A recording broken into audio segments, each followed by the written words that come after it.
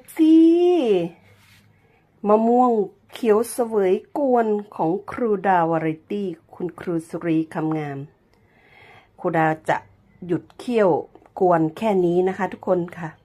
ถ้าแห้งไปกว่านี้กระทะไหม้แน่นอนค่ะทุกคนนี่นะสีกำลังจะสวยๆเลยนะคะไม่เหลืองอ่อนเกินไปไม่ดำน้ำตาลดำนะสีออกน้ำตาลแดงนะสวยๆทุกคนชิมแล้วอร่อยหวานเจี๊ยบค่ะทุกคน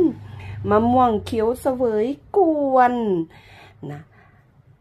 น่าทานมากๆทุกคนเดี๋ยวครูดาจะไปหาวัตถุดิบที่จะเอามาทานกับมะม่วงกวนเป็นแยมมะม่วงขนมปังนุ่มๆสักห่อ2 ห่อนะทุกคนนะนะแยมมะม่วงกวนมะม่วงเขียวเสวยกวนหอ